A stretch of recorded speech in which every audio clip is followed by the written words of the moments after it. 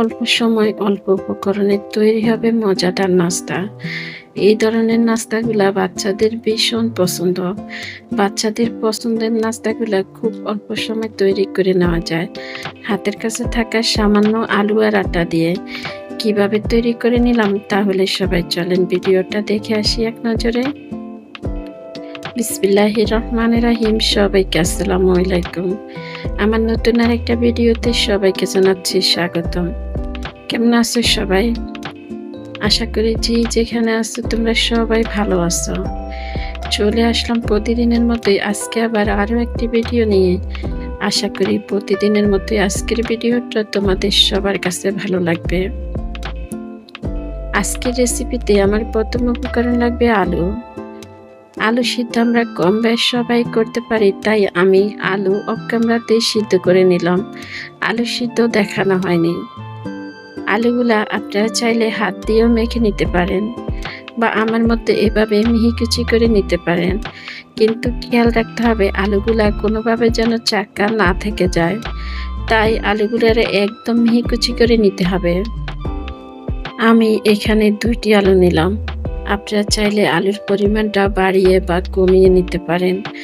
আলু 2টি এরকম মিহি কুচি করে নেওয়া হয়ে গেল। এবার আলুর মধ্যে অ্যাড করতে হবে উপকরণগুলা।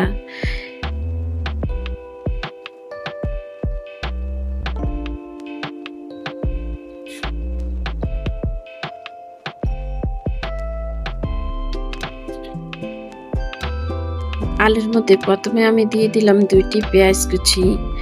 এবার দিয়ে দিব আমি কাঁচামরিচ কুচি। এখানে জালের পরিমাণটা আপনারা আপনাদের পছন্দ মতো দিতে পারেন। অনেকে বেশি জাল খেতে পছন্দ করে, আবার অনেকে জাল খেতে পারে না, তাই মরিচের পরিমাণটা কমিয়ে বা বাড়িয়ে দিতে পারেন।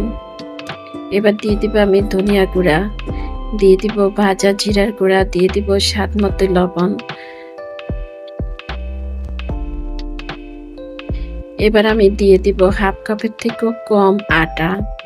আটা দেওয়া হয়ে গেলে এবার আমি দিয়ে দিব 1 প্যাকেট ম্যাগি মশলা। ম্যাগি মশলাটা দেওয়া হয়ে গেলে বাটিটা আমি এক পাশে রেখে দিব। এবার এখানে আমি অ্যাড করব কয়েক পিস পাউরুটি।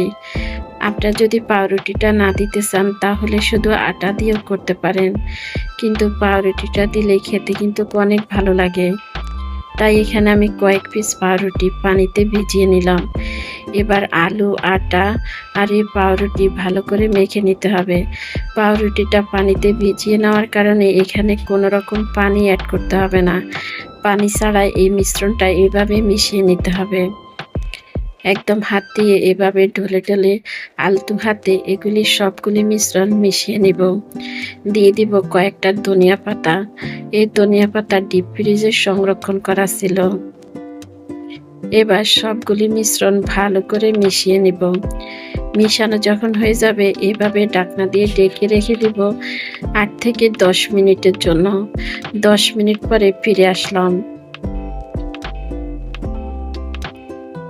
একটু আটা ছিটে আমি এগুলি আবার একটু ভালো করে মেখে নিব।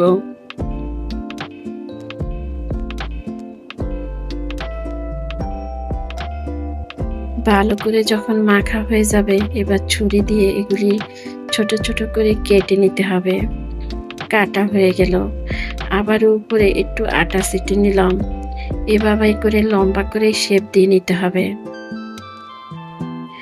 লম্বা করে শেপ দিয়ে নিলাম। আবারও ছুরি দিয়ে এরকম ছোট ছোট করে সবগুলি কেটে নিলাম। আপনারা সবাই দেখে বুঝে নিতে পারেন এরগুলি কিরকম ছোট করে কাটতে হবে।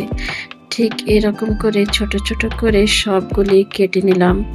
কাটা যখন হয়ে যাবে এবার হাত দিয়ে এভাবে করে আমি লম্বা লম্বা করে শেপ দিয়ে নিলাম। এবার আমার লাগবে একটি কাঁটা চামচ। এটা দেখার সৌন্দর্যের জন্য এভাবে করে কাঁটা চামচ দিয়ে এভাবে চাপ দিয়ে দিলে একটি ডিজাইনের মতো তৈরি হয়ে যাবে।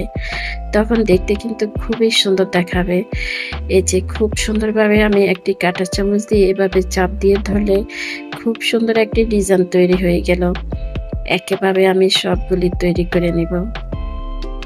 চামচ দিয়ে এভাবে চাপ দিলে এই যে হয়ে গেল।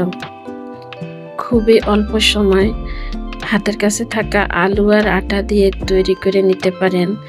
বিকালের জন্য, বাচ্চাদের স্কুলের টিফিনের জন্য এই ধরনের মজাদার নাস্তাগুলা। এই নাস্তাগুলা বাচ্চারা ভীষণ পছন্দ করে, তাই খুব অল্প সময় এই নাস্তাগুলা তৈরি করে নেওয়া যায়। এভাবে করে আমি সবগুলি নাস্তা তৈরি করে নেব। আশা করি আপনারা দেখে সবাই বুঝে নিলেন আমি কিভাবে এই নাস্তাগুলা তৈরি করে নিলাম। একটি কাঁটা চামচ দিয়ে এভাবে চাপ দিয়ে ধরলে একটি ডিজাইনের মতো তৈরি হবে। আপনারা চাইলে এইভাবেও ভেজে দিতে পারেন বাচ্চাদেরকে, এই চামচের চাপটা না দিয়ে। এভাবে করে আমি সবগুলি নাস্তা তৈরি করে নিলাম। নাস্তাগুলা কিন্তু আমার তৈরি হয়ে গেছে। এবার ভেজে নিতে হবে। চুলার মধ্যে আগে থেকে আমি একটি কড়াই বসিয়ে দিলাম, দিয়ে দিলাম পরিমাণ মতো তেল। এবার একে একে নাস্তাগুলা ভেজে নিতে হবে। আমি জানি না একটু পর্যন্ত আমার সঙ্গে তোমরা কে কে এসেছো। তোমরা যারা এসেছো একটি লাইক দিতে ভুলে গেছো, তোমরা একটি লাইক দিয়ে দাও।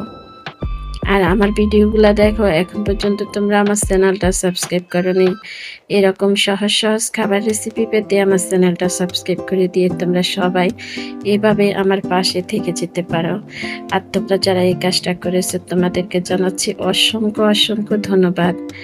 এভাবে প্রতিনিয়ত আমাকে সাপোর্ট করার জন্য, এভাবে আমার সঙ্গে থাকার জন্য তোমাদের সবাইকে আবারও জানাচ্ছি অসংখ্য অসংখ্য ধন্যবাদ।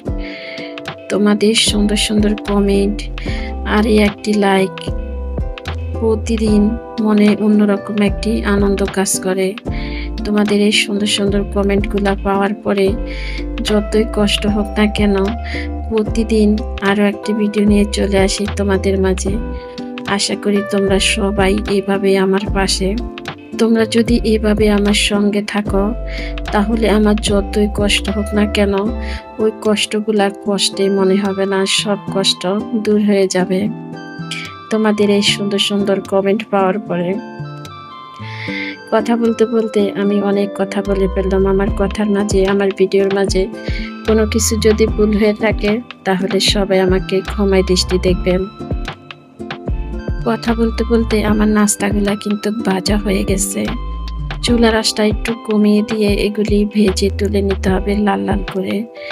একেভাবে করে সবগুলি নাস্তা ভেজে তুলে নিব। এরকম নাস্তা যদি সন্ধ্যা চায়ের টেবিলে থাকে, বেশ জমে ওঠে চায়ের আড্ডা। অল্প সময় অল্প উপকরণে তৈরি হয়ে গেল মজাদার নাস্তা। আজকের নাস্তা তৈরি কেমন লাগলো সবার কাছে কমেন্টে জানিয়ে যেতে পারেন। আজকের মধ্যে তাহলে আমি এখানে বিদায় নিলাম। সবাই ভালো থাকবেন, সুস্থ থাকবেন। দেখা হবে, কথা হবে পরবর্তী ভিডিওতে। ওই পর্যন্ত সবাই ভালো থাকবেন।